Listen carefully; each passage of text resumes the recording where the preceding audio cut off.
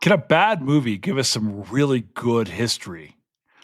That's the question we're asking today. And actually, I'm going to tell you the answer. The answer is absolutely yes, because today we are talking about the eruption of Mount Vesuvius and the destruction of Pompeii and Herculaneum through a really crappy film called Pompeii that you may or may not have seen. And if you haven't, it doesn't matter, because the conversation I have for you today is maybe the best we've ever had on this podcast. And I know I say that a lot, but I'm really, really serious this time. Today, we've got Steve Tuck. He is a professor at Miami University in Ohio, not in Florida, where he teaches the classics. He teaches ancient Greece and ancient Rome and archaeology. And he's written all of this different stuff. And he just wrote a brand new book called Escape from Pompeii, The Great Eruption of Mount Vesuvius and Its Survivors. And we talk today about the Roman Empire, about slavery in the Roman Empire, who was in Rome, the relationship between Pompeii and Rome. Like, what happened on that fateful day in 79 AD? And were there any survivors? And if there were, what happened to them? Steve was introduced to me by another friend of the pod, Sarah Bond, who you've heard on the pod before. And I can't tell you how much joy I had in talking to Steve, listening to him talk about Rome and Greece and teaching. And it just felt good. This is a fun conversation. I want you to listen to it. It doesn't matter if you've seen the movie or not. We're going to talk about Greece and Rome and Pompeii and volcanoes and all kinds of cool stuff. So sit back and relax, because Reckoning with Jason Herbert starts right now.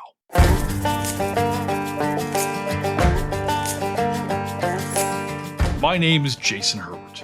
I'm a Southerner who lives in the West.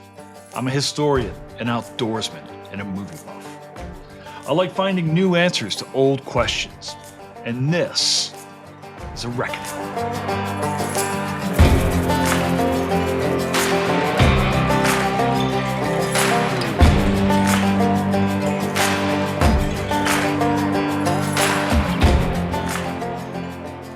Listen, the professional is a thing. I always tell people about this podcast, and really about me in general. I'm like, just keep your expectations low and you'll never be unsatisfied, you know? I tell my students that there's lower than that. There's always more low. So, Okay, yeah. I actually have so many questions for you actually about your students and things like that, as far as the way you teach Roman history and everything else. But before we jump in, Steve, you want to introduce yourself to the pod and tell the listeners who you are and what you're doing here? Sure. So, first off, thanks very much for the invitation. This is I was really looking forward to this.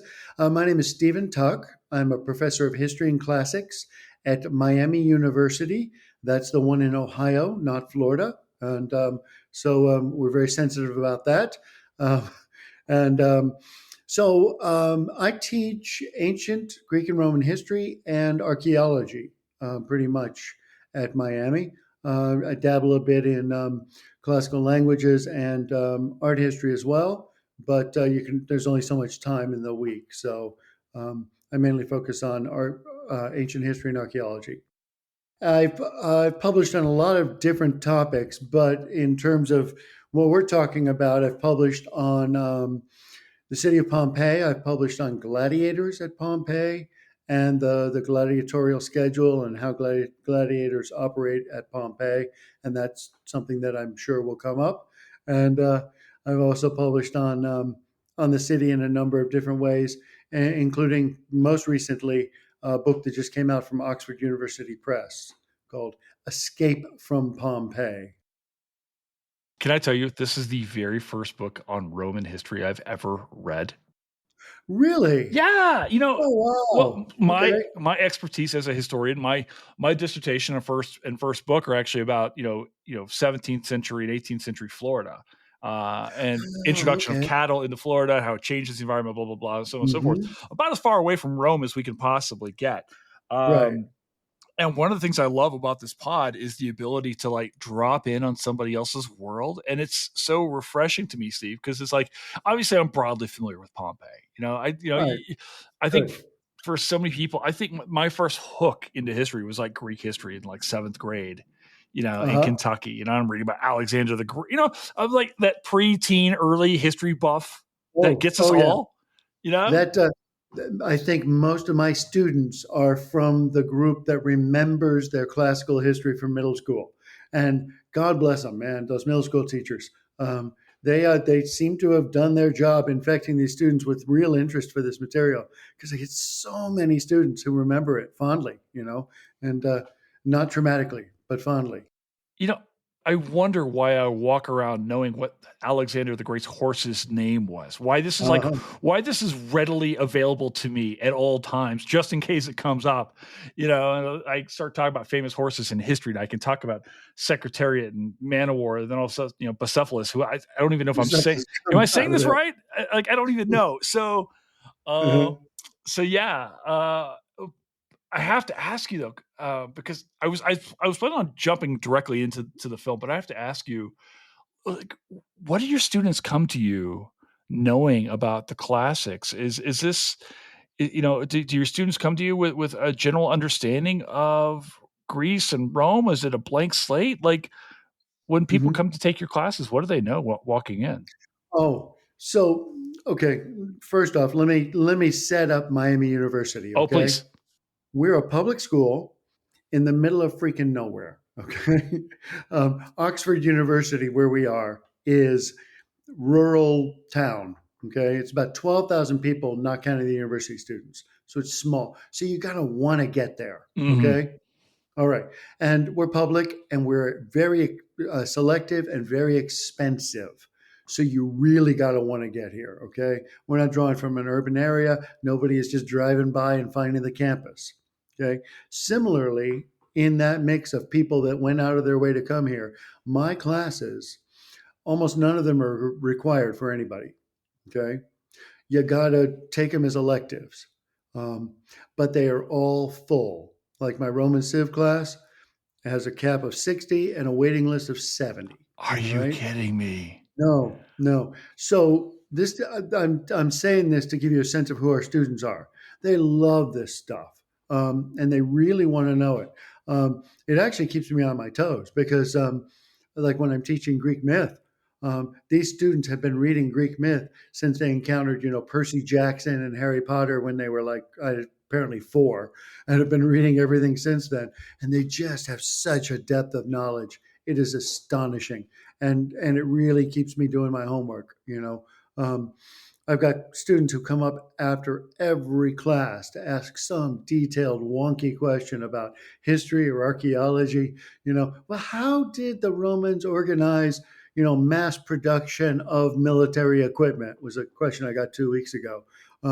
And there I am off to the library to find out.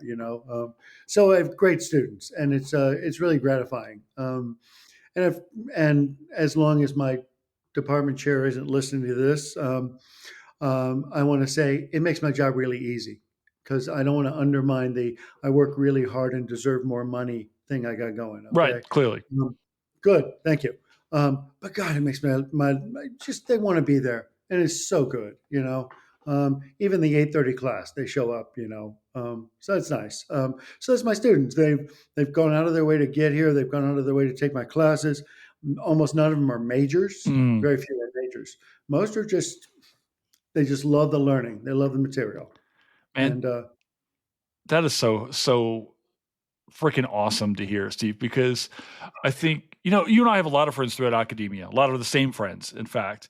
And, mhm, I get on Facebook or I social media and I see people just getting their hearts ripped out in academia right now between any number of things. And to hear frankly, these victories are like mhm, reassuring. And, we joke about knowing the difference between Miami of Ohio and Miami, Florida, but the university is well known as being just a uh, top notch, institution. And I love the fact to hear that like people that whoever the students are coming in with questions, they're doing the mhm, reading, it's like, yeah, it's mhm. that's why we get into this game. Absolutely. It couldn't be better for me. Sometimes I think, oh, what if I were at a place with graduate students? But the goal of the position is not to reproduce myself. It's to educate. I always tell the students the first day that I'm teaching classes not to them, but to who they're going to be in 5 to 10 years, so that they can take this material and then go out and think about, political science, representative government, philosophy, how society is organized, and really have some background for thinking as an adult. And that's really, truly what we're doing as a public institution. So no, it's been an ideal place for me. Well, I have to ask you, you've written all this stuff up until now, and now you just write this book on Pompeii itself. And I'm kind of Mhm. wondering, why Pompeii? Pompeii is like the first horror story we grow up hearing about in history classes in so many different ways. Like, why revisit this story now? Well, um, that's a really important question, I think, because and you mentioned it as a horror story, and it is without a doubt a natural disaster of epic proportions, right? Um, but that's the reason I decided to write about it, because the the popular perception is the volcano went off. Oh my God, mayhem, mayhem, mayhem. Everybody died, And when you think about Pompeii, you think about plaster casts and poor dead people, right?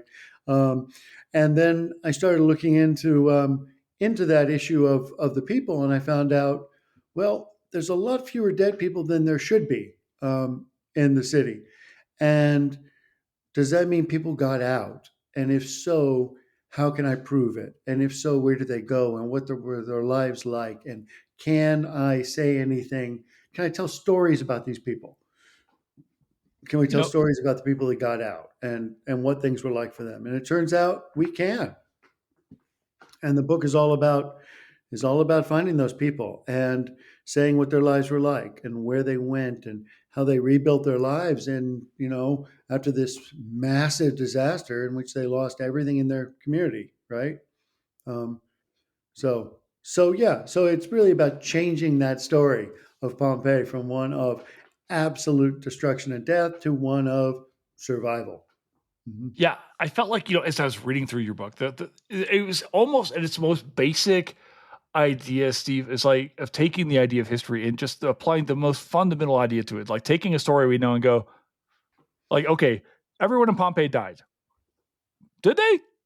Uh-huh. And is that true? Because if not, what happened to them and where did they go? It's and to see this fleshed out, right? It was to me, it was like this really cool, the book's through Oxford University Press, but to me, Steve, I don't know if you set out to write this. This is my first time I've read your work.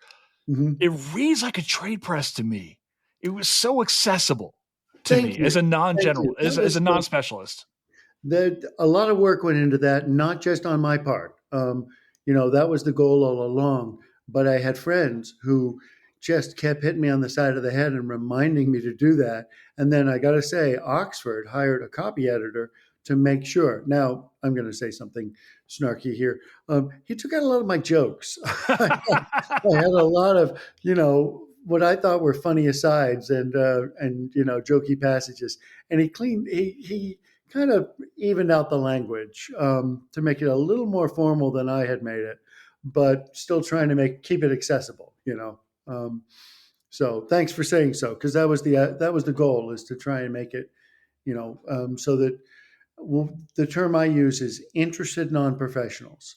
The people my students are going to be in 5 years, when they go on and to a business degree or law school or whatever, but they're still interested in history, you know, and these are the people I keep in mind when I'm writing.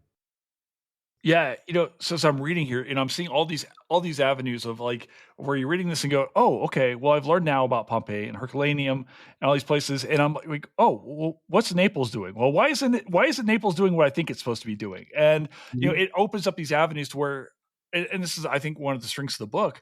It gives you these other places to go explore once you're done, Oh, and that hopefully, yeah. was, Hmm. you know, I have to commend you on that. Well, thank you. We've been doing the historians to movies thing now the watch party now for 7.5 years, the podcast for 3. And you and I we were introduced by our mutual friend, Sarah Bond, who we just both adore, Oh, yeah. trying to figure out what film to do. And Hmm. you were like, well, we have to do Pompeii, right? And then I was like, do we? But yes, Yes, we do. yes, we do, right? And I was like, I had never actually seen Pompeii all the way through. I'd only tried to watch a few moments of it Hmm. previously. And by that I mean I tried to watch a few moments of Pompeii. And I was like, you know what, this will be fun. This will be one of those movies that's, yeah, we're gonna take some good history out of a bad movie. Is Mhm. essentially at least that was my take on it. Um, so I have to ask you, like, maybe the big question here: which is the bigger natural disaster, the eruption of Mount Vesuvius or the film itself? Like, I was trying to decide. I was thinking about that because I looked the film up on Wikipedia, and it describes it as a historical, action packed romantic disaster, and I thought, perfect, it's just perfect. Oh, it's really, there's so much in there that somebody cared deeply about. And um, I really felt like they needed somebody just to guide them a little bit and to say, that doesn't make any sense in terms of the story, in terms of the history. Um, but there were other parts that were just phenomenal. And I say this not being associated with this production at all. Okay. I don't know these people. I have nothing. But the scene designer seems to have done his or her homework. I should have looked up this person's name so I could praise them by name. But the person that did the art design on the movie, wow, they did some deep dives. I mean, some of them were, again, inappropriate, but they did research. Like, there's these shots, aerial views that are that are obviously computer generated, of the harbor, okay, during the eruption. And that harbor shot is actually just sort of cut and pasted and put into color of a 16th century woodcut, um, of an image of Portus, the harbor at Ostia outside of Rome. Rome's coastal harbor city is Ostia, and its port is called Portus because the Romans are nothing if not, practical, right? The island in the Tiber is called island. The port is called port. I love that. So anyway, somebody in the 16th century read descriptions of the ancient harbor and then did this drawing of it. I think it's a woodcut. It might be a metal engraving, but whatever. Anyway, um, and then the art designer just used that and made the port look exactly like that. And I recognized it instantly as this wonderful 16th century engraving. And then in the arena, in the amphitheater at Pompeii, okay, they do an amphitheater and they've got the awning over it, which is cool. And the wall of the arena wall that separates, of course, the gladiators from the seating is painted. I don't know if you noticed. It's Mhm. painted all the way around, and it's painted exactly accurately. It's a perfect reconstruction, and that painting of the amphitheater arena wall at Pompeii is is hard to find. You have to go out of your way to track it down because I don't know if you remember. Probably you do because everybody knows this, I'm sure. The amphitheater at Pompeii was excavated in the 18 teens. Okay, so it was finished. They finished excavating in like 1815. Okay, and they exposed this arena wall, which was all fresco paintings. The entire oval was all beautiful, perfectly preserved fresco paintings. And then a guy came by and drew and painted it all. Okay, the next year, 1816, is what's known in Europe as the year without a summer. Okay, it was an enormous volcanic eruption, not in Europe, but in Asia. It blotted out the sun, wheat crop died, and hard frosts hit Pompeii for the first time in decades. And all that exposed plaster crumbled. No kidding. Yeah. So this, of course, the 18 teens are a period of, the excavation of Pompeii, massive, cast of thousands. Think Indiana Jones, Raiders of the Lost Ark sort of thing, cast of thousands. So they exposed a huge amount of material in the late 18th, early 19th century, and all of that was destroyed. And so there was a 1 year period when that amphitheater was exposed and they were able to paint those arena walls. And somehow the art designer at that movie Pompeii found those old 19th century paintings and reproduced the arena wall. It's like, who does this? I mean, the level of commitment there was astonishing. Yeah, there were so many things like that where the layout of the city was accurate and the details of the forum and the number of columns across the Temple of Jupiter. And I just got to say that the reconstruction of the city was really magnificent. Just did a fantastic job of reproducing the physical space of the city. Does that make sense? Yeah, Yeah. totally. It sounds to me like what you're telling me right now, before we jump too deep into this film, is like, even, you know, one of the things I love about like some films is that even if you can't show the entire film in class, you can take these snippets of it to make Hmm. whatever you're talking about that much more real. And I used to, when I used to teach Great Plains, I would always show the bison hunt from Dances with Wolves, right? Oh yeah. Because, this is pre CGI. Those are real bison on the plains. And my students were like, those are real. I was like, yeah, this is what this looks like. Only it was a magnitude wider, right? And you can take this kind of stuff. It's the reason why, like, I think it's so important for us to teach students how to curate film, because you Hmm. can take stuff out of Pompeii and teach with it, like you're talking about now. Oh yeah. When my wife and I watched it, we were going slowly through it, looking at the furnishings in the houses. Really? I mean, the little statuettes they've got, and they reproduced accurate ones. It's just, so the set dressing and the art design and the city organization is all just superb. And I wanted to shout out before I start tearing it apart. Well, fair, Um, fair enough. the visual stuff like that is just great. I mean, somebody really cared, and didn't just cheap it out, and didn't just throw anything up there. That was really remarkable. Yeah. So you know what that does for me as a guy who watched this, kind of snarkily, Hmm. um, was hearing that from you, going, all right, cool. I can appreciate now. Thinking back about that film now, it kind of changes the ways in which I look at the film. Going, at least somebody did their work here. Like, there was real labor here, and Yeah. they got some stuff Hmm. right here. They got a bunch of stuff weird too, but like, Yeah. this part was I like to hear that, Steve. It's Hmm. cool.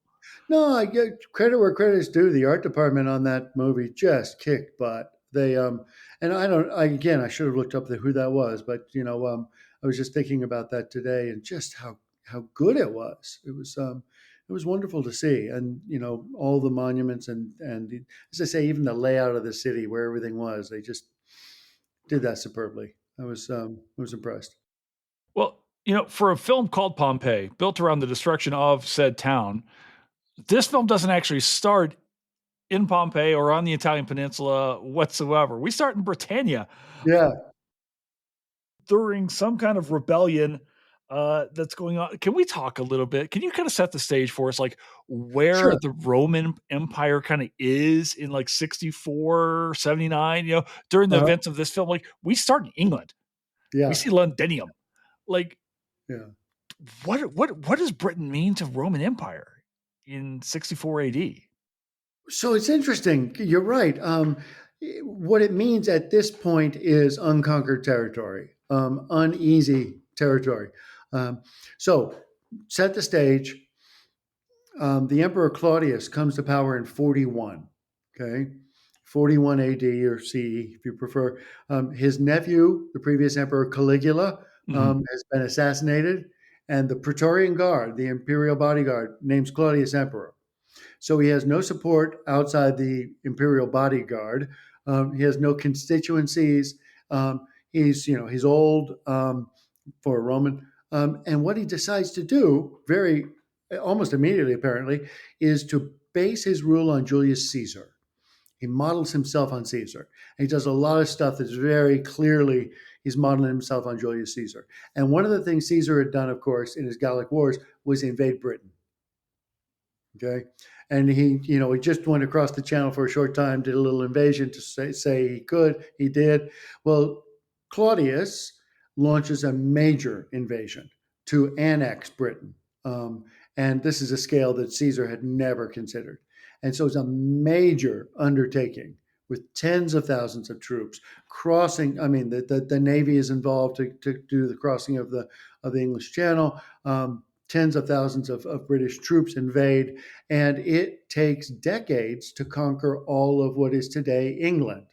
And of course, they never get Scotland. The Scots are just too fractious to go, right? So by 60, they had most of what is today England. Okay. But then, according to the accounts, the Romans had rather arrogantly um, killed and humiliated some local elites, a king and his royal family. Then he was killed, and the queen revolted. And her name is Boudica, and she's very much an English symbol of defiance and liberty, even today. Have you been to London? No, I haven't. And my ancestors are English. You could Oh, probably tell. So okay. I'm still waiting to make my trip home. I mean, we come Okay, from yeah, England you, to you Kentucky. can do that. They're a little ashamed right now. I'm just going to tell you. Okay, Listen, okay. yeah. So there's a huge statue of Boudica outside the Houses of Parliament. There's Boudica. There's King Richard Lionheart, and there's Winston Churchill. I mean, these are the ones. So anyway, so about 61, there's this major revolt. Okay, the Iceni, and Boudica revolts and leads a revolt so big, probably 70 to 80,000 Romans and British Roman sympathizers were killed in the revolt. I mean, it's Goodness. major. The British capital, what is today called Colchester, is sacked and burned and literally destroyed. Just all presence of the British are attacked, and so this is like 20 years after the initial invasion. So they got to go back and do it again. So, in that way, the movie, which starts in Britain in 62, right, is kind of winking at this. It's referring to this revolt. Okay. So there's a little history behind that they got right, or that they decided to pin things on. Um, and that's and again, they took an actual historical event there. But the interesting thing about Britain at this point is it's all unrest. It's all trying to be still trying to be subdued. It's not until probably the third century that Britain actually produces more than it takes in terms of the cost for the Romans. As a province, it's a net loss for about 200 years until it turns around. And do you know what turns it around? You want No, to tell me. guess? No Climate idea. change. Climate change. I'm not allowed to say that. I work for the federal government. Oh, sorry. Okay. All right. No, okay. So how does climate change this? What happens? Well, it warms. The climate had a little warming period because it Hmm. goes through little minor, Sure. warming and cold periods. There was a little warming period, and suddenly um, the southern areas of England, Kent, for example, um, is perfect now for growing at that point for growing wheat and vines. So you can have bread and wine, the Roman staples, right? Um, and so they just plant wheat fields and vineyards all across southern England, because of the warming climate. Um, and I don't know if you've noticed this, but that's happening again now. Um, you can look at historical maps and see the limits of vineyards, and they're moving north again, No as kidding. they did in the third to fourth centuries. Yeah, it's wild to see this. I was in London yesterday. Yeah. Actually, I was in London yesterday. I just remember it was yesterday. Wow. And I saw a big display on British champagne, or sparkling wine, as they have to call it, right? British sparkling wine, and it's all grown in this strip on the south. So, but in '62, it's all barbarian uprisings and chaos, and so the movie got that right too. They captured that idea. So, um, I um I ran into it last year. I was at one of our national parks here in Colorado. I was out at Mesa Verde, which is oh yeah. beautiful. If you've been there Uh-huh. before, it's lovely. It's really I had never been before I went there. I was like, well, this is really amazing because I work with two of the tribes out near. I work with two of the Ute tribes, which are Okay. there near Mesa Verde. But I ran Mhm. into a British couple, an English couple actually, on vacation on holiday, and naturally I get talk, and I don't realize I'm fumbling into the classic American disaster of I'm telling them, oh, my ancestors are English as well. I had no idea that apparently this was a major faux pas when I did it, because my ancestors are entirely right before my grandfather died. I had finally been able to trace the ancestry back to this area outside Manchester near Rochdale. Oh yeah. I've not been. I am dying to Uh-huh. go just to see it and get a Hmm. sense of where my maternal line is Chadwick. So we're Oh, yeah. So there's we come that's a by it good old honestly. English name. Yeah. I know, right? Yeah. Chadwick and Herbert. So I'm dying to get back there at some point in time, and maybe Hmm. I'll just stay. I don't know. I'm threatening to do so. What? But speaking of London, is Londinium important? I mean, it's the first time we see our hero Milo is walking in Hmm. to fight as a gladiator. Yeah. So Londinian is not important, I would say, and I'm Really? going to anger all of my Roman British colleagues on this way. Spill Sorry. some tea. Okay, sorry, sorry, dudes. And I love Roman Britain. Last summer, my wife and I took our vacation and we hiked Hadrian's Wall from coast Oh to coast, goodness. which was a blast. It was, Yeah. yeah. So, and so I love it. Just love the whole thing. However, no, in '62, it's been attacked. It's a small trading post, really. Um, and it's got the trappings of a Roman city. There's a basilica, there's an amphitheater, there's, the key monument set that the Romans establish everywhere. Because, colonizing isn't about just occupying with people, it's about occupying with culture, right? And so the Romans, they have got a building set that they put everywhere. A forum goes here with the Temple of Jupiter and a Yeah. basilica and a Senate house, and over here is an amphitheater. And these things they've got apparently a plan that they just do everywhere. And so it's got the beginnings of what will be a Roman city, but it's a tiny trading post really at this point, and it's not the capital. And that's the modern day city of Colchester is the capital. So it's fairly small, but there's good evidence for a lot of gladiatorial schools and combat in Roman Britain. Um, throughout the province, from Londinium in the south to York in the north, all the way to the forts along the Welsh frontier. There's good evidence for amphitheaters as well as gladiators and other arena events in in all throughout the province. And so they really seem to take to gladiatorial combat very readily. Um, Well, before we get into the gladiatorial stuff, which I know the people are be looking forward to hearing, mhm. but I want to talk a little bit about slavery in the Roman Empire. It's a Sure. thing that we talk a lot about in my own field and indigenous slavery and things like that. Because I Mhm. think in the United States, people are really trapped into this white black binary of chattel slavery when we think about what slavery is. Absolutely. Yeah. That's Um, one of the first things I have to do with my students is break them out of that. Yeah. Mhm. Totally. So can you break us out of that and talk to us about Yeah. what is slavery in the Roman Empire? What does Well, this look like? Because our so boy first Milo off, gets taken immediately. the slavery is endemic in the ancient world, Okay. right? I mean, everybody practices some forms of slavery. Okay, let's just establish that. The Roman version, particularly here in the first century, is different than anywhere else because the Romans had a tradition of manumission.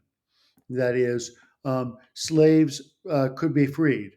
And it's important to realize that the sources of slaves are, in many cases in the Roman world, circumstantial. So, the Romans attack a town, okay, and because the town is refused to pay taxes or worship the emperor, or is just convenient or rich or whatever. Anyway, they enslave the population, which means these people are sold into slavery. The thing about that is many of those people have actually a very good shot of being manumitted during their lifetime. And once they're manumitted, because there is this tradition of manumission, they are not apparently discriminated against. There's no race-based slavery, so nobody is looking for skin tone as an indicator of, citizenship or not. Okay, because it's all circumstantial. It's the circumstances, right? Not race, not ethnicity, and also because there's this expectation of manumission for a lot of people. These people are pretty rapidly integrated into the Roman system from the first century onward, in particular. So, from the Emperor Augustus introduced remarkable social mobility into the Roman world. It's really astonishing. After 500 years of the Republic and the Senate holding the line against new senators or equestrian families, Augustus really pushes social mobility, and so these enslaved individuals, they might make their way, be enslaved, make their way up, be manumitted by their owner, and then become Roman citizens. And once they're Roman citizens, they're legally indistinguishable from other people. And then let's say it's a man, he's a Roman citizen. His son can become an equestrian, move up to the middle class. Okay, and then his grandson can become a senator. Um, yeah, and we have Okay. so many pieces of evidence of that sort of social mobility. Now, the thing about Milo being captured in war and taken as a gladiator, that certainly happened, but it wasn't the worst of all fates, and we know that because there are Roman citizens at this time in the first and second century, particularly the late first century, who actually gave up their citizenship deliberately to become gladiators. Yeah, think about that. Because gladiators are technically slaves, they're legally slaves, right? Right. Okay. There are young men in the Roman world at the time of where the movie is set who are doing this voluntarily. And is this attempt, Steve, to ascend the social hierarchy if they can become a gladiator and then somehow survive and be manumitted and then is it kind of leapfrogging one station in life? Why So would you it why would you do is. that? So, well, think about this. Let's say you're 18 years old, right? Okay. Okay, you remember It's a 18. long No, I don't. I am You're a lot 48. closer to That's it a than I am. lifetime ago.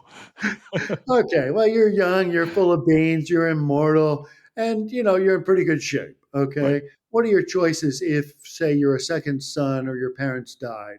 Um, you might become apprenticed to a blacksmith or a potter or something. Hard work, right? A lot of hard work.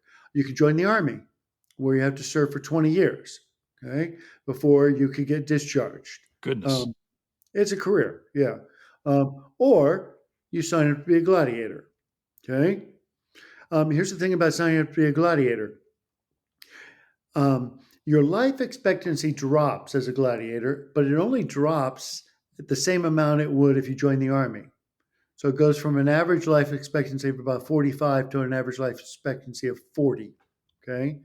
All right. But gladiators have the opportunity to become essentially empire wide celebrities. Okay.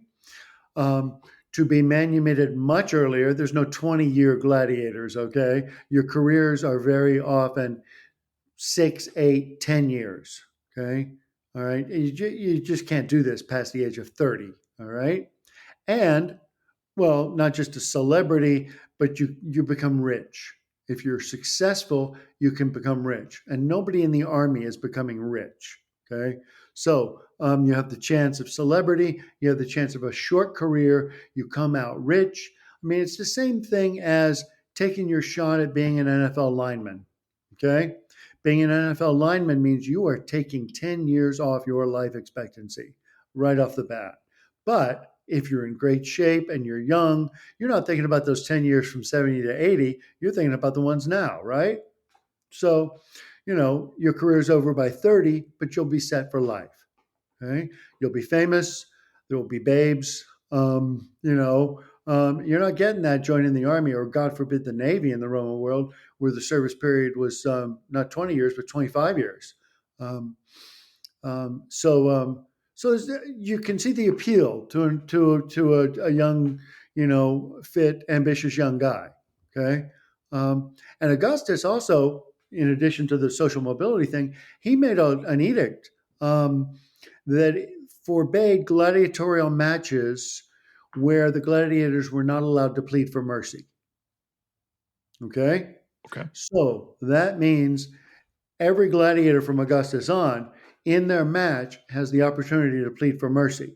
So it's not an automatic you enter the arena and one of you doesn't come back if you're a pair. Um, the potential for survival goes up. Okay, Were from people Augustus. likely to receive the mercy when they asked for it, or was Yes, this yes. So here's how it works. okay? Okay, um, let's say I'm too old to be a gladiator in this hypothetical. I will be the patron of the games. Fair Okay. enough. All right. So I'm the patron of the games, presiding over a set of gladiatorial matches. And I have arranged signing a contract with the local gladiatorial school to supply the personnel for the match. Okay. So these guys fight pairs, generally paired combat, right? Paired combat, paired combat. One guy gets defeated, sword knocked away, knee on his chest, whatever. He raises his finger, his forefinger is the symbol for pleading for mercy. Okay, finger raised. It's up to me as the patron of the games to decide if he deserves that mercy or not. Okay, it's my call as the guy that pays the bills. But if I say he doesn't deserve mercy, and then the executioner comes out and kills him, because it's generally done by a third party, not by his opponent. Okay. Oh, Yeah, gladiators are not butchers; they're professionals. So okay. you got somebody standing by to take care of that. Okay. Well, since I made the decision to end this guy's life, I have to pay off the cost of his contract with the owner of the school, his full contract. Okay. His potential career earnings, all right, are now my financial obligation. Okay. So there's an enormous financial incentive for the patron of the games to grant mercy to these guys.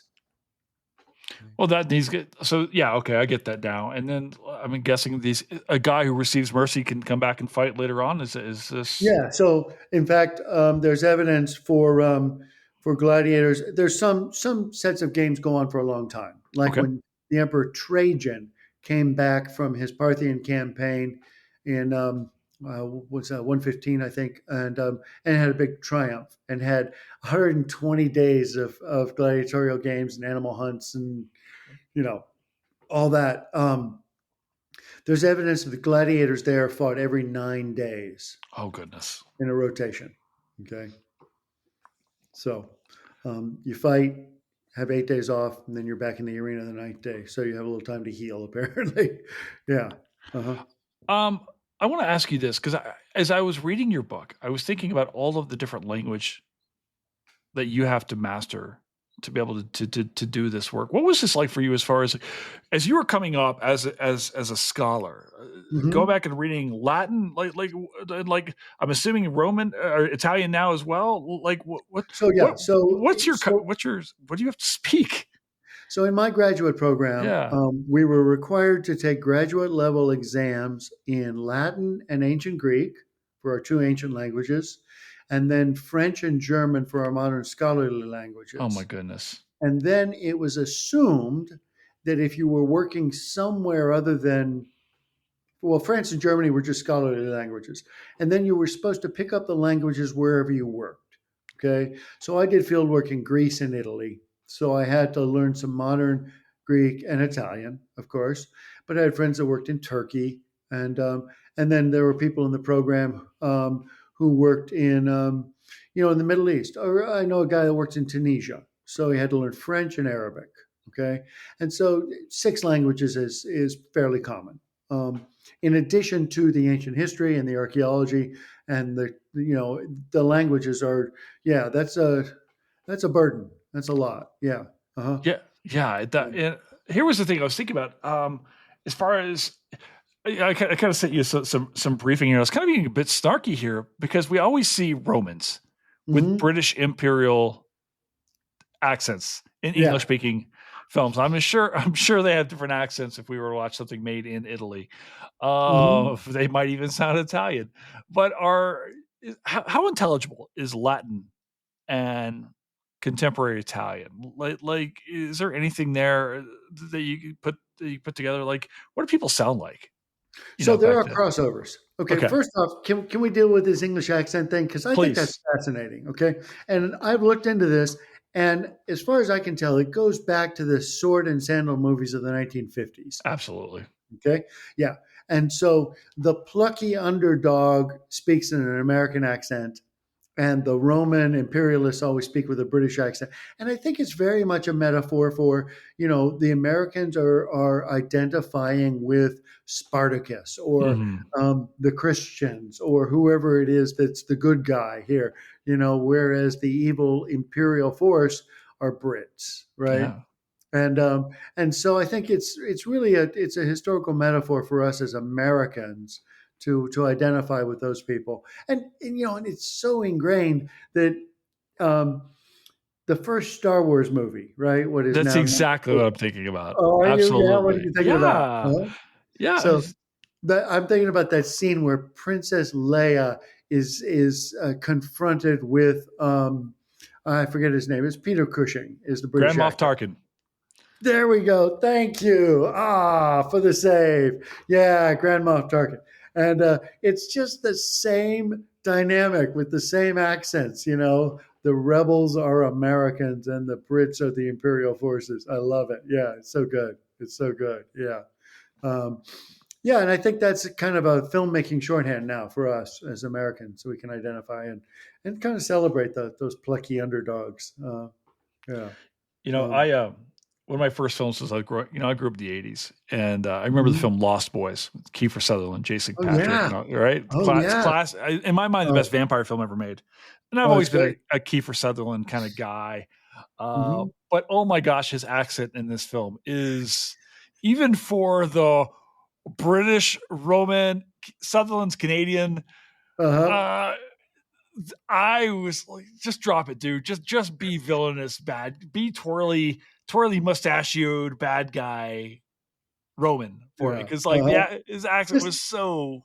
put on a black hat and be done with it. Yeah. Okay. All right. But to be fair now, in the Hall of Fame of terrible British accents, it's not as bad as Kevin Costner's in Robin Hood, where he couldn't even do it, and they finally gave up. Yeah, Or why Dick try? Van Dyke, Dick Van Dyke in Mary Poppins, which Dick Van Dyke is turning 100 this week, and He's people are amazing. still teasing him about that accent.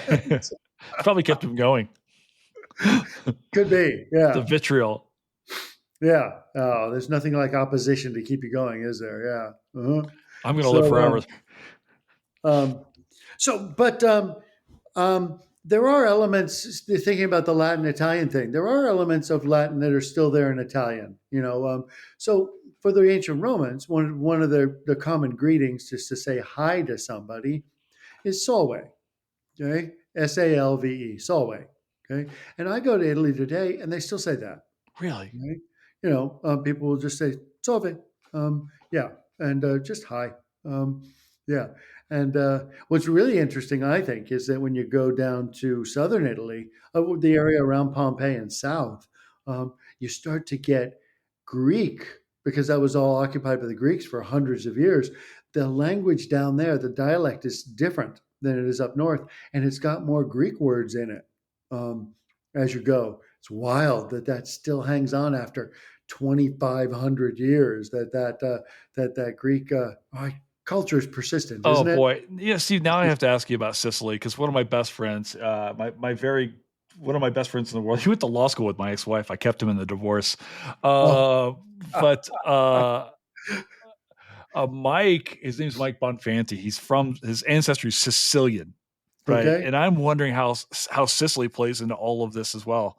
Like, does the accent just go completely crazy off, on the island itself, or is this a completely different culture? It's a different dialect. Okay. It's not as weird. I will tell you, there are weirder ones. Sicily has a rich, you know, Sicily is the crossroads of the Mediterranean. Whether you're going east and west or north south, you're going through or by Sicily, and so it's just been flooded. With waves of people. The Normans had a kingdom in Sicily, and I mean everybody goes, and so the accent there is very distinctive, but it has less of the Greek because it's less isolated than some of these towns in southern Italy were. okay, or are even still today. Um, but the places that I think are really interesting are Malta, Hmm. off of Sicily, and Sardinia. Oh, And Sardinia is wild because their dialect is still much more Latin than the mainland of Italy, and also has word borrowings or word, I think, persistent words from the pre-Latin language on Sardinia, of the Nuragic people. And wow. it's just of this Bronze Age culture, late Bronze, early Iron Age culture there. Um, and and yeah, oh, that's a trip. Trying to talk to people on Sardinia, it was, oh, that was hard. I tell Steve, I feel like I'm talking to you right now. I'm getting sucked in like that seventh grade little boy is Oh like wants to yeah, ask you no, it's like just fascinating, oh isn't it? well Uh-huh. if there's something about the classics though, isn't there? Yeah. There's this thing that just hooks you in. Um, we're talking about these relationships and these towns and things like that. Hmm. Um, and there's very clearly, we're only talking in this film about the city of Pompeii itself, and of course Rome is kind of this kind of in the background, right? It's kind of looming. Can you Right. talk a little bit about the relationship in this time period between Pompeii and Rome? What to Rome is Pompeii, and Pompeii to Rome? Uh-huh. So that's something that they got completely wrong in the movie. Okay, I gotta say, it was weird. They had essentially a military occupation at Pompeii in the film. And the film occurs when, by the time we get to the Pompeii, it's 79, right. AD or CE. And then they had a military governor there, and an army unit was stationed there, and it was odd because by that point, Pompeii had been a Roman colony for 160 years. There's no military occupation here. All of the city officials are elected by the citizen body. It's all representative government. It's thoroughly Romanized. It was just an odd choice. I mean, it's like it would be, Pompeii. It would be, I don't know, the equivalent of going to Charleston, South Carolina, or it's just it's been American for a very long time, and there's no point in doing anything else. So the relationship is Pompeii is a Roman colony, has been for 160 years by the time of the film. Um, it's it's thoroughly Romanized in terms of its monuments, its buildings, its form of government. Everything is in Latin in official government. Um, and it's just a Roman town. Um, Now it's a fairly wealthy Roman town, apparently, and it's bigger. We found out in recent years than we thought. Oh well, the things we get wrong, right? Yeah, if you read almost any book written about Pompeii, they'll say the population was between 12 and 15,000, or Hmm. 10 to 12,000 are the usual estimates. But new evidence came to light in 2017, an inscription which seems to put the citizen body, puts the population of the city about 30,000. Yeah. Oh, so it's much bigger than we thought. 2 or 3 times as big as we thought. So it's a populous place, but it only appears in Roman history um, before the eruption twice. There's only two historical events at Pompeii that make it out of the local history.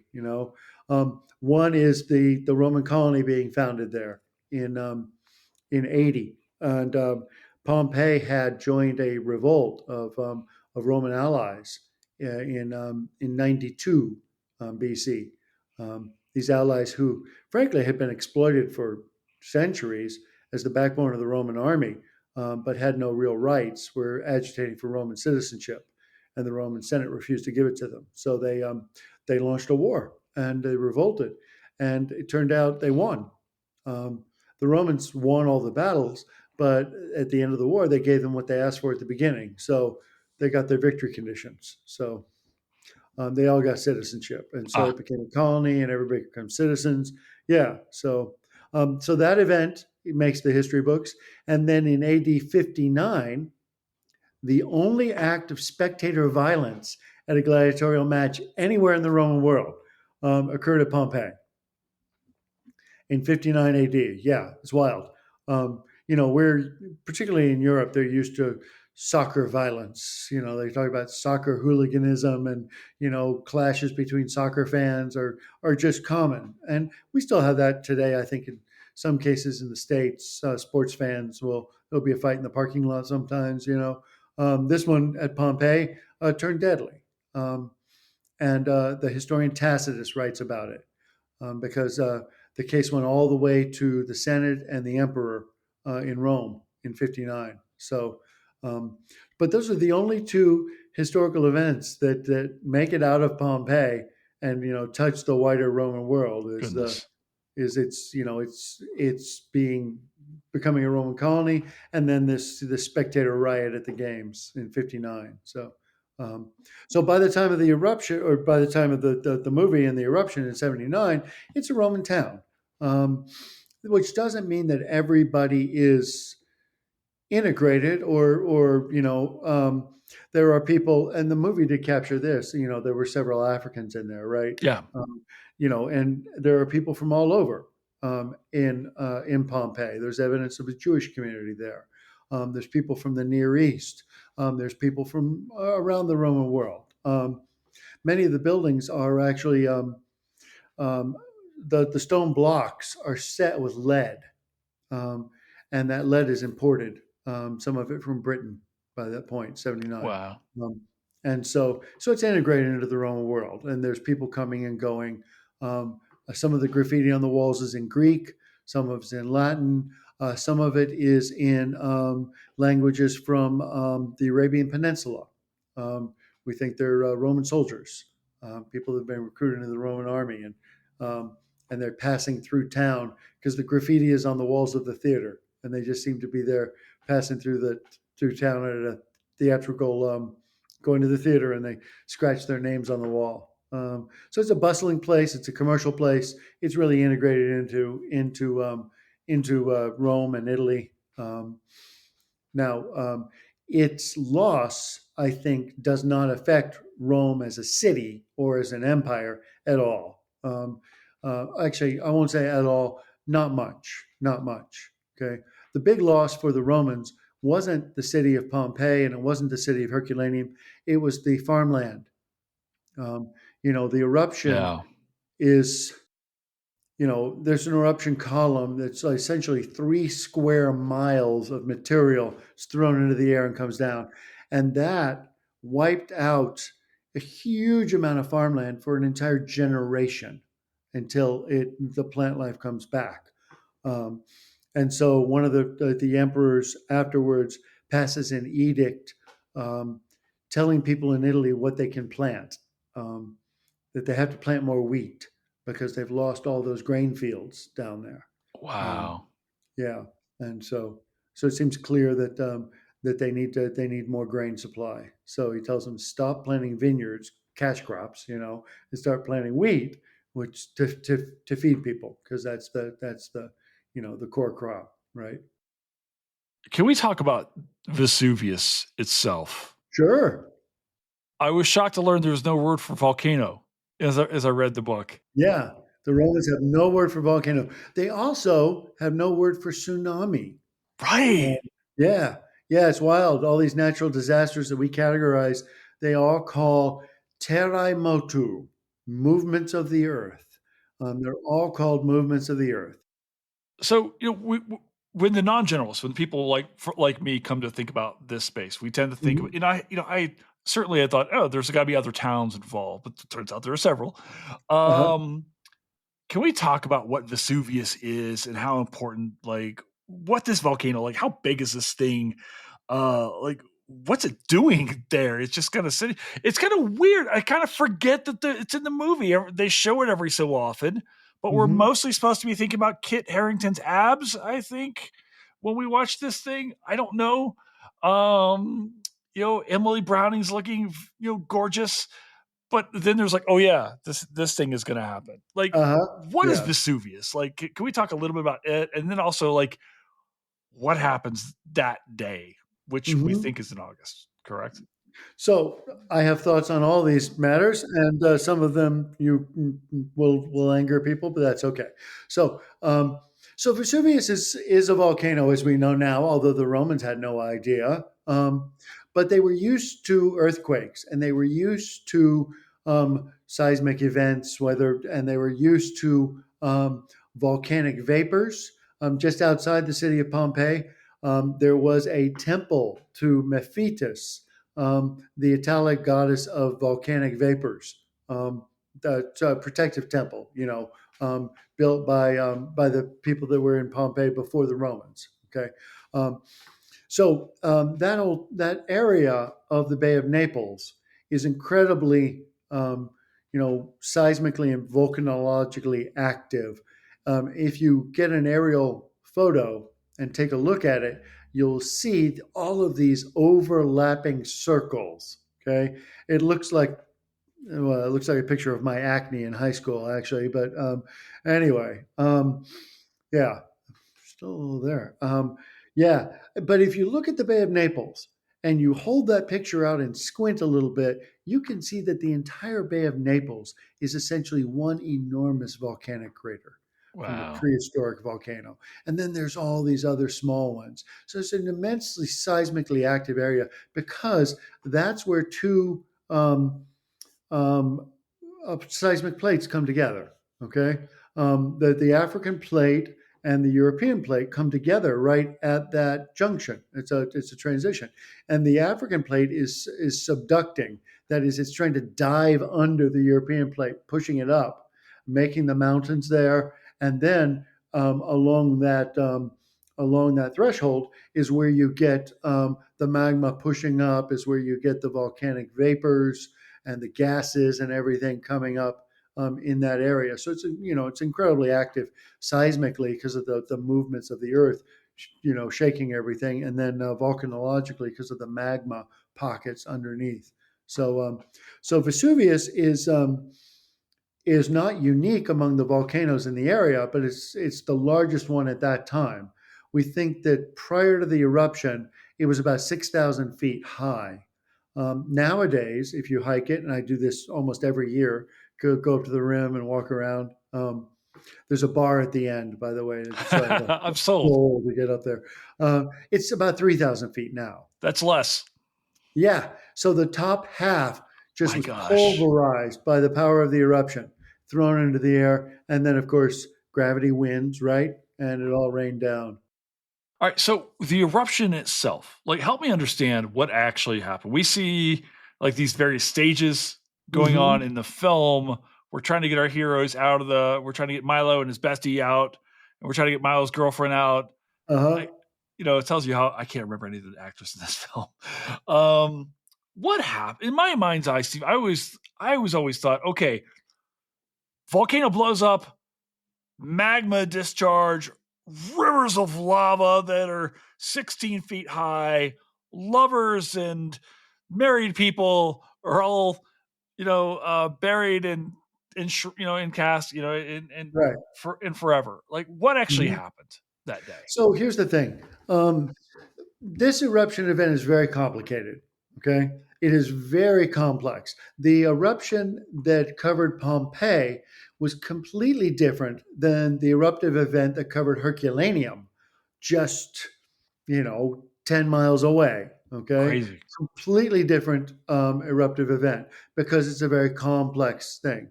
But let's start with Herculaneum because it's easy. Okay. Herculaneum is due west of Vesuvius. All right. So the mountain blows up.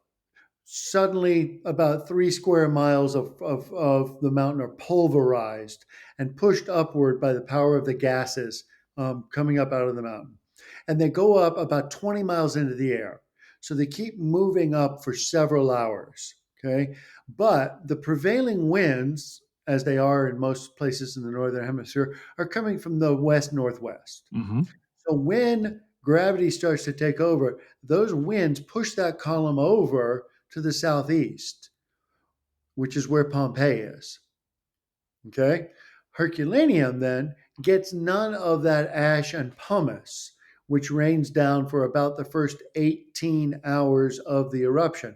So Herculaneum is essentially untouched for 18 hours after the eruption started. Okay? They're also only about 10 miles up the coast from the city of Naples. And there's a coastal road. So if anybody at Herculaneum decided to leave, they had an 18-hour window to do it. Okay, there's no ash and pumice raining down. The city is pretty much intact until in the 18th hour, what are called pyroclastic surges, superheated mixes of ash, pumice, gases, and all flow down onto Herculaneum and bury it about 70 feet deep in what becomes solid rock when it cools. And it's superheated. It's like oven temperatures. Well, hotter than oven temperatures. It's more like forge temperatures, and it's moving probably 60 miles an hour. So by the time those pyroclastic flows start, they hit Herculaneum in about 5 minutes. So Herculaneum is smaller than Pompeii, but we still only found about, I don't know, 320 bodies there. How do you So it find seems bodies inside of this stuff? So at Herculaneum, it's all skeletal remains Okay. because this superheated material essentially burns away all the soft tissues. Okay. But the skeletons just get carbonized. Okay. Um, so it's all skeleton remains at Herculaneum. All right. Okay. So you got 18 hours to get out. A lot of people apparently did. And then eventually Herculaneum is filled up 70 feet deep with what becomes solid rock. So when they excavated Herculaneum, they have to use jackhammers. And that's why there's only like 6 blocks of Herculaneum exposed as opposed to 2/3 of the city of Pompeii. Now at Pompeii, the eruption starts about 1 p.m. And very quickly, ash and pumice, light pumice stones and light ash start to rain down on Pompeii. And they just build up over time, okay?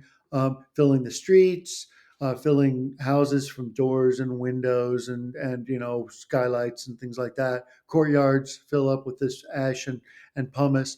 Eventually, after 6 or 7 hours, roofs start to collapse just from the cumulative weight of this material. But the people are really not in great danger during this early phase if they don't get caught in a collapsing building, okay, or hit by one of the very rare, larger, heavier rocks that are coming down in the mix. And there are these sort of missiles, heavy stones that are coming down, raining down on the city, but they're pretty rare in this early phase, okay? Um, but it's in the later phases where that shifts. The rocks become heavier, okay? They Mm-hmm. become hotter, starting small fires and eventually starting larger fires. And we can see this in the spread of the human remains at Pompeii. Because the eruption builds over time, we can see the people that died in the early phases because their bodies are lower in the material, as opposed to those who were walking around on top of it who die in the upper layers. Mm-hmm. Okay, so the people who died in the upper layers are much more likely to have died in public buildings. They took refuge in heavier constructed public buildings after the houses started to collapse. Um, and so we can see we can trace their behavior throughout, right? Also at Pompeii, they eventually are covered by those pyroclastic surges, but because they're further away and because of the geography, they don't actually cover the city until the 19th hour of the eruption. So the eruption's been going on for about 19 hours by this point at Pompeii before the city is actually covered. Um, and because they are further away, and because of the geography, Pompeii's eventual cover is only about 30 feet of material. It's less than half of what we have at Herculaneum. Our two leads choose to die together, Right. thankfully sparing the horse, which, by the way, you do not do in your book. There's a lot of equine death here, sir. But That's it. Kill the messenger. Fine. you know what? Okay. I'm from I Kentucky. deserve it. It's a thing for our people. When we go back to find people, are they often embraced with other people? Or are they by themselves? Like, how have people? You mentioned a few thousand people have been found. I'm glad you asked. I am going to give a shout out to this book Pompeii's Living Statues. Okay. Okay. It is by Eugene Dwyer, and I don't get a nickel for saying this, but he wrote a book on these plaster casts that they created at Pompeii. So because many people at Pompeii died in the ash and pumice, okay, when they died, they didn't burn to death. They were suffocated or smothered or Awful. Yeah. yeah. Oh, Nobody yeah. died easy that day. No, there's no good way out. But because that ash and pumice essentially solidified around the bodies before they decomposed, they left voids.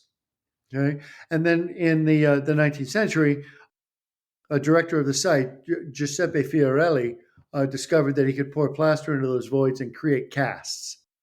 Those casts have been, of course, a huge part of the reception of Pompeii. You know, everybody remembers the casts. I've gone into museum exhibits where they're doing Pompeii shows and just sat in the cast room and watched people's expressions when they come in. You know, watching them looking at the casts. It's always very sort of a moving human moment. You know, but here's the thing about those casts. Um, they're about half science and half art, okay?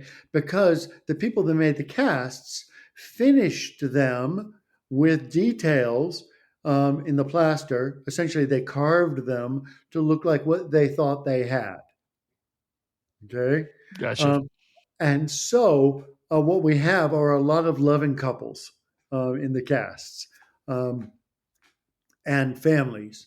And because it was in the 19th century and the early 20th century, these casts are made to conform to our expectations. So it's loving couples and nuclear families are found together, and we have a lot of these casts of people that are found together. That is true.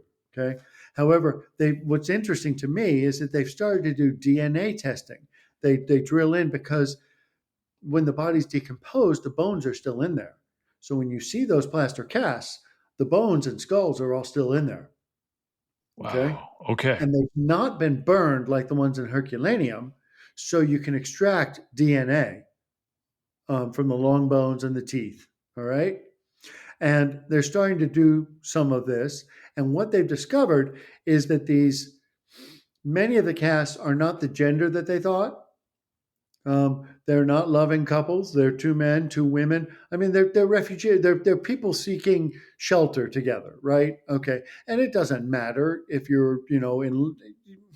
Yeah, they're humans at a time of crisis. Um, the biggest revelation was there was a group of five people, which just seemed like a nuclear family: mom, dad, and three kids, right? In what is called the house of the House of the Beautiful Bracelet is, I think, how we translate it in English. And so they did DNA testing, and they found out that none of these people were related to each other by blood at all. Um, um, and they were people who maybe got separated from their families, came together, sought shelter together, and then protected each other or comforted each other, in the last moments. So it's really it's a different story than the casts tell us. It's really interesting. Yeah, I can't begin to imagine the shock and terror of people fleeing this violence. Yeah. Uh, you know, Well, we don't have to imagine it because we have an eyewitness account. go Um, on, sir. can I plug another book here? You might. Yes, I go hate to ahead. do this because I get no kickbacks from these guys. They are just so greedy. Um, have you seen this book? No, do tell This me. is excellent, and it pains me to say this because this means that if people are going to rush out and buy this, they're not buying mine. You should buy mine too. I will not But be linking their book, sir. okay, so Peter Foss wrote this book on Pliny and the eruption of Vesuvius, and essentially he did it to answer a question. The Pliny he's talking about here is the one we call Pliny the Younger. And Pliny the Younger left two letters, which are his eyewitness accounts of the eruption from about 30 miles north of Pompeii. Okay. He was there on the Bay of Naples at that day and wrote two long letters to the historian Tacitus to tell him what he saw. And we have those letters, and they are absolutely just gold standard eyewitness accounts of a natural disaster. Um, and what's great about them are that Pliny the Younger is the nephew of the commander of the Roman Imperial Navy, which was right there on the north side of the Bay of Naples. And he tells us that Pliny the Elder, his uncle, launched a rescue expedition. And he tells us that he went to try and save people. And it's the first description of a rescue expedition from a natural disaster, as far as I can tell, anywhere in human history. It's the first. It's the first recorded account. It's great. Um, he also tells us about the people in his community, Mycenum, and what they did when the ash and pumice hit. They got earthquakes as part of the eruption, and they got ash and pumice. They didn't get any of the pyroclastic flows or anything, but the pumice comes out, it darkens the sky, and he says, men are shouting for their wives, women are shouting for their husbands and their children. So people are trying to find their families, in all of this. They're trying to reconnect to their families before they escape. Okay. Um, and so Peter's book is great because he gives all the text of those two letters of Pliny. He translates it, but he does something that is an even greater service to mankind. You mentioned earlier the question about the date of the eruption, right? So traditionally, the eruption was thought to have been in August 24th of 79. But in recent years, people have begun to argue that it was either October or November. Okay? Part of that argument is there are early printed books, account of printed volumes of Pliny's letters that use those later dates, October or November. And so people say, well, we can't trust the account in Pliny, so it might be October or November. Let's look for evidence of that. And then they looked for other evidence from the sites of it being October or November, and now there's a big argument about who's right. Is it October, or is it August, or is it November even, or some other date? I'm going to insult people here. Sorry. That's what we do on You this know, podcast. okay. So in classics, we have a problem. All right. And this problem is generally referred to as, in classics, we tend to worship our ancestors, not slay them. Okay.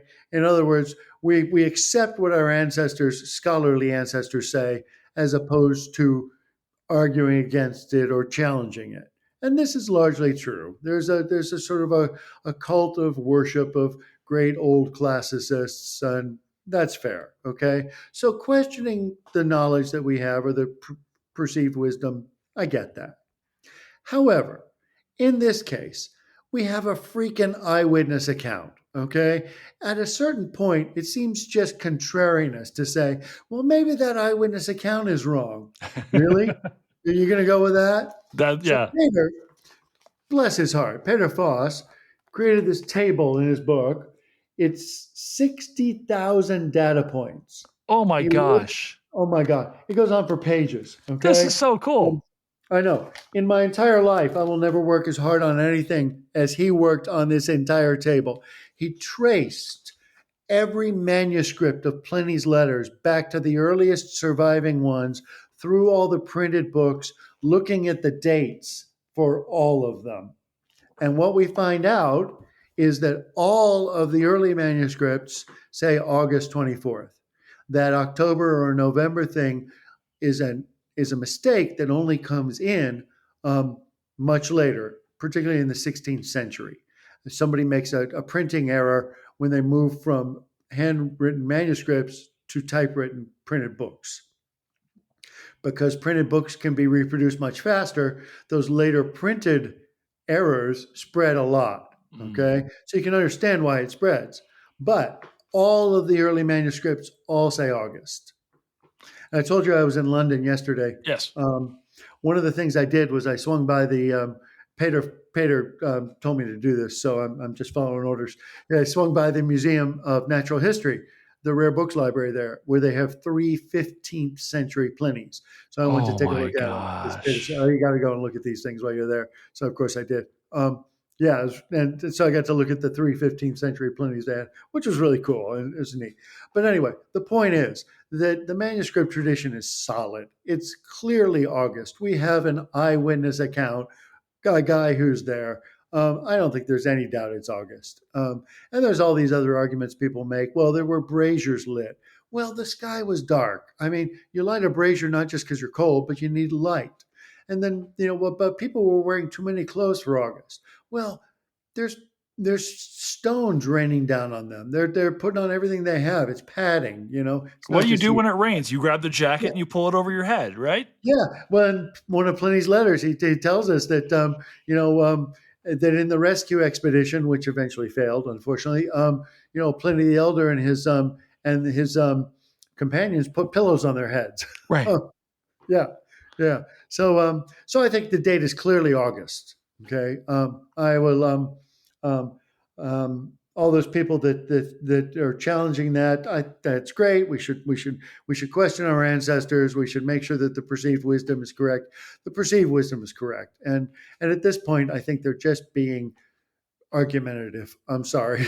It's just like, okay, this has been proven beyond any reasonable doubt. Can we go? Can we move on to something else? Because there's all kinds of other cool stuff we can talk about. All Yeah. right. Well, the big cool thing to talk about is actually, this Pompeian diaspora, which Thank is your you. Yeah, book. I thought.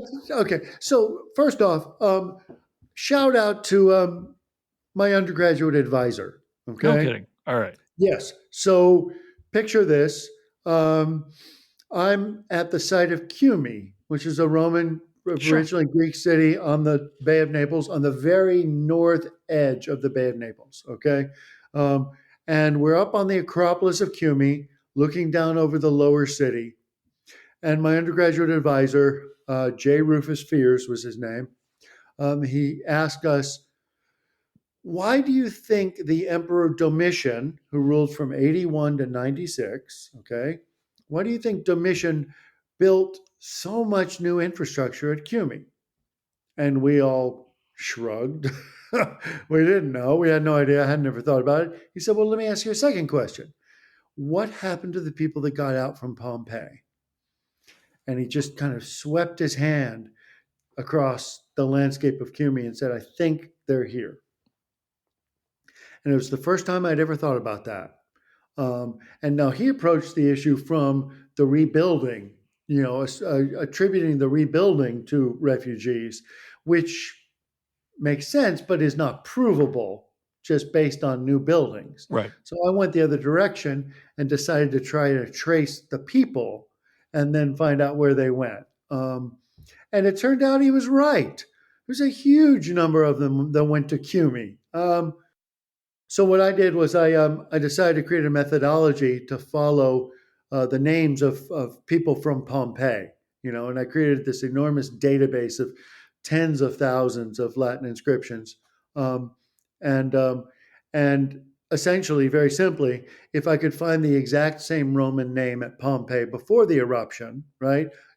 Ideally, just before the eruption, and then after the eruption somewhere else, that's a survivor, right? Where, Steve, are you finding this stuff? Like, is this in the archive? Is there a census that's gets taken? Like, I was reading the book, going, where do you like the manpower, the labor of this had to be Yeah. incredible. So this is some seriously weaponized OCD here. Okay, Okay. let's just be honest. All right. Um, had I been properly medicated, this project would never have worked out. But okay, that's fine. It's all good. It's all good. Um, okay. So the Romans loved to write stuff down, and just from Pompeii alone, there are thousands and thousands of inscriptions. Everything from formal dedications, because the Romans are like us. Um, if you build a building and pay for it, you get your name on it, Oh yeah. right? Okay, so I know that from college campuses, right? We love that. Everything from building dedications to small dedications of temples or religious artifacts, legal cases, loan documents, epitaphs, graffiti, all sorts of different types of things. Advertisements. The Romans wrote all over the place. And these things are, because of the eruption, largely preserved at Pompeii. So we just have so many thousands of inscriptions from Pompeii to work with before the eruption. But we have them elsewhere also. Um, Not as much of the ephemeral stuff like graffiti, but a lot more stone inscriptions, which became more and more popular in the early second century. So, what would be the next generation after my survivors? Um, so I've got literally millions of inscriptions to work from, and I decided to focus on the area around Pompeii, moving out essentially from Pompeii, looking at local communities, gradually moving away from the city. And I studied every possible published inscription I could find from 48 different Roman cities. And then moving out from Pompeii and Herculaneum, I did Pompeii and Herculaneum, and then 48 other cities out from there, and and I found out of those 48, I found survivors in 12 of them. No Um, kidding. yeah, and then I found others even further away. Um, there's evidence for one woman who makes it out and goes to far southeastern Italy. There's another guy that makes it out from Pompeii and dies in the army in modern day Romania, Wow. war there. Another guy that makes it out and dies in Spain. So I've got those three outliers, but most everybody else is pretty close. Um, they're all in the region, you know. Um, So we've got the descendants of Pompeians with us today, we think. I think there's no doubt. The problem is that the DNA we can extract from Pompeians or from the bodies, Of the you people. know, Right. of people who died. Um, there is one body, there's one grave from Ostia, the port city of Rome that I mentioned earlier, Mhm. um, where they did DNA analysis, and it seems like this person was a survivor.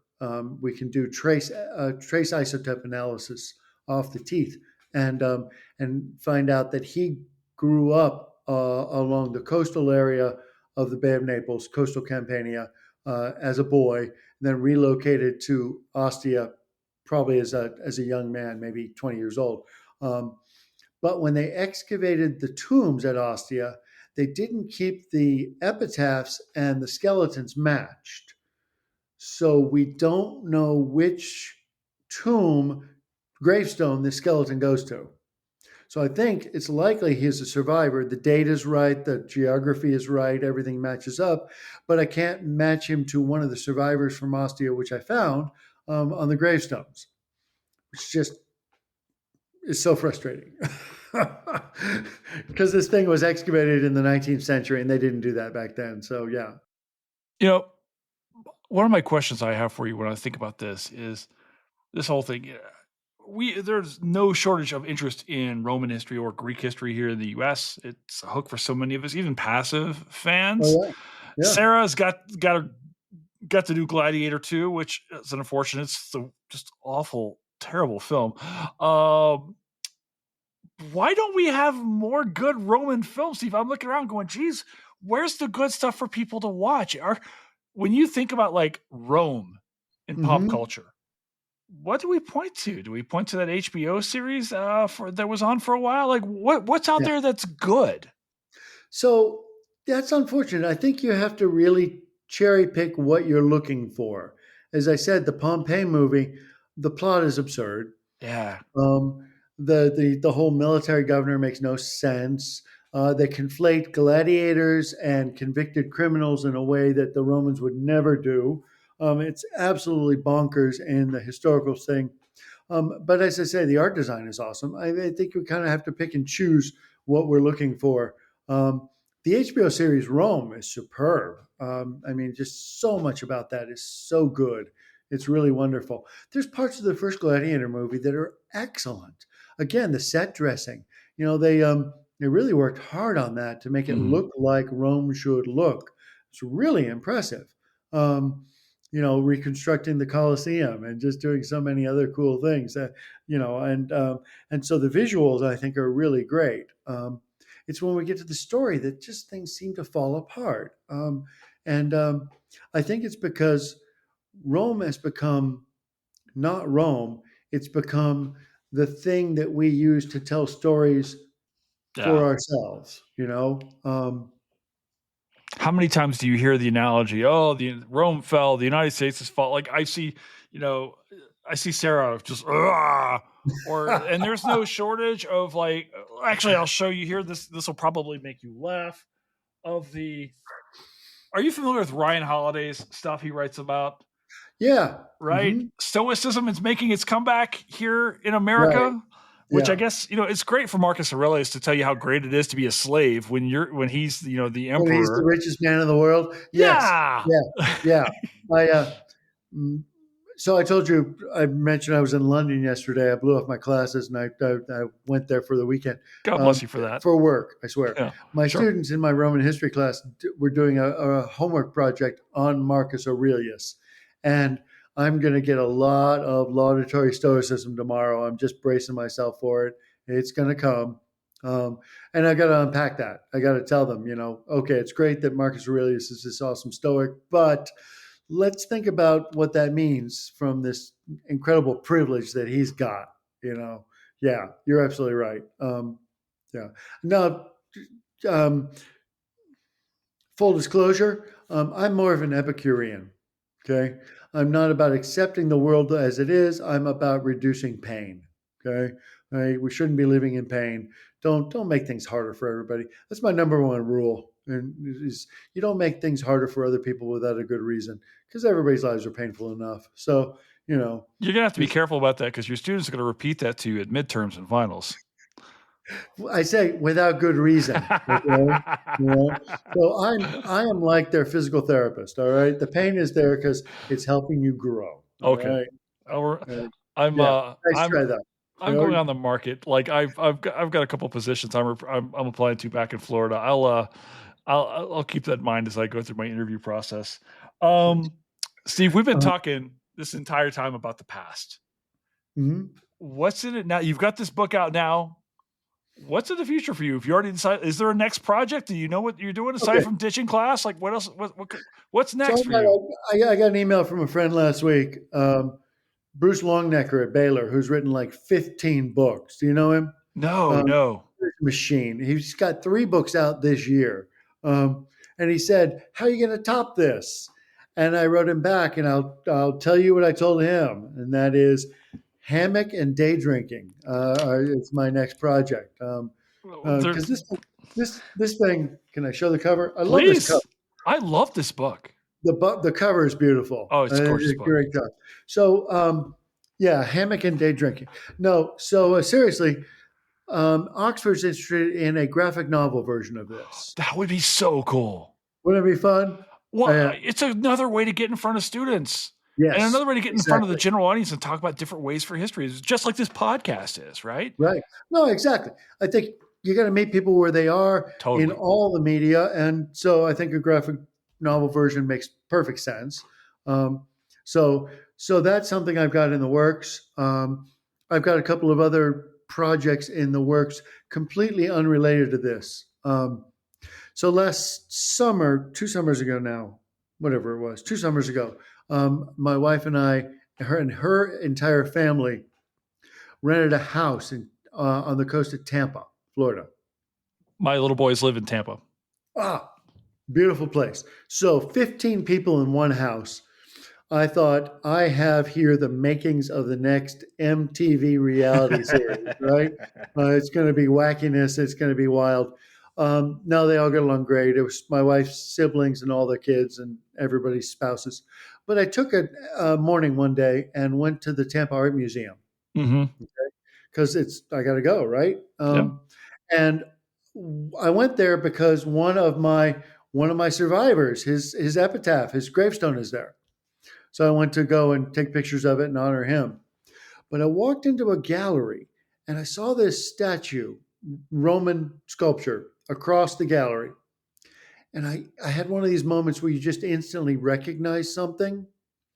And I realized what I'm looking at is one of the missing sculptures from the Roman amphitheater at Capua.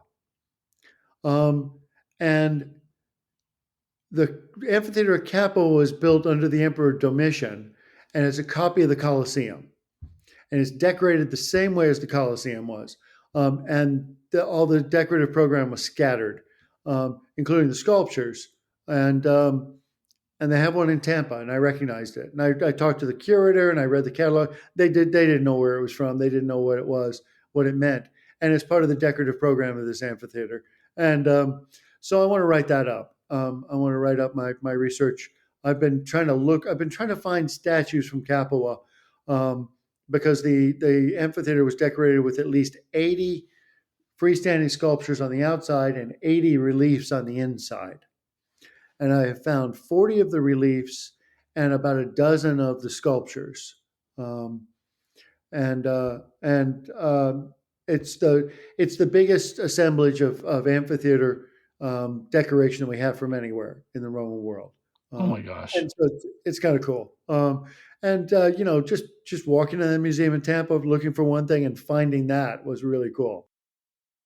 I know exactly what you're talking about. I go back and forth to Tampa a lot. I'm actually applying for a job at University of South Florida, so I'm going to Okay. They've got a public history position open, and that would be wonderful. you mentioned hammocks, Steve. There's an entire selection of 40 of Jimmy Buffett LPs off to my left.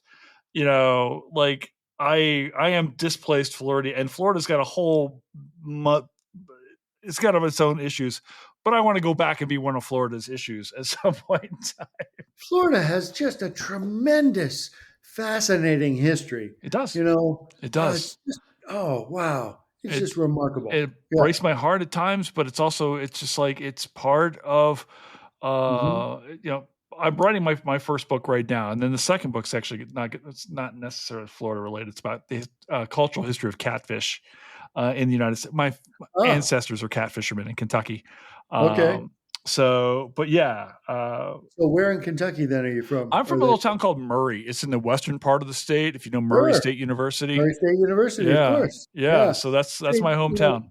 Teaching in a public school, I admire the heck out of people that are, particularly at these smaller public universities, just bringing education. I do too. I do, so and look, right. And I have to tell you, the whole time we're talking, and I don't want to blow sunshine on you too hard, but I'll tell you, so many of our friends are educators and really struggling right now with AI, with all sorts of stuff, political pressure, any number of stuff, we don't have to get into tonight. But I'm listening to you talk to, and maybe this is my kind of my thoughts on this.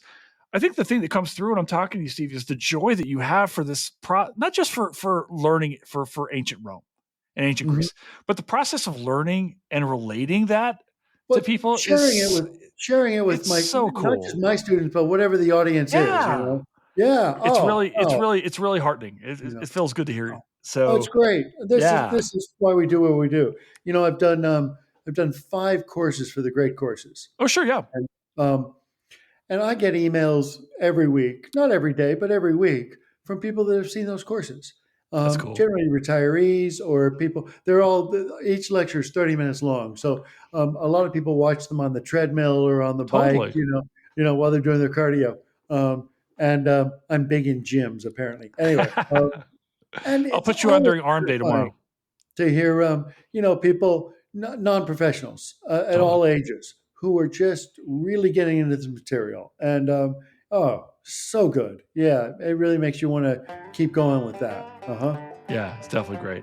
Listen, I am so thankful to you for taking the time. I know you're a bit farther ahead in time than I am. Right? It's late where you are, yeah?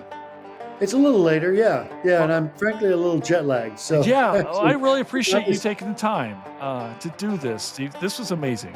Thanks a lot. And that's a wrap here at Reckoning with Jason Herbert. Thank you so very much to our guest, Steve Tuck, today. Thank you, Steve, for being here. That was an absolute blast. Thank you to our producer, Fletcher Powell, for making this show run. And thank you most of all to all of you for continuing to be part of this. If you like this podcast, please keep sharing it with your friends. Keep sharing it with your enemies. Keep sharing it with everybody. Put it out there. Shout it from the halls. Shout it from the mountaintops. how much you love this podcast. It's what we do for Christmas time. Thank you all so much for being here. We have so many more podcasts coming for you real soon. So thanks a lot, and we'll see you later. Ciao for now. Bye.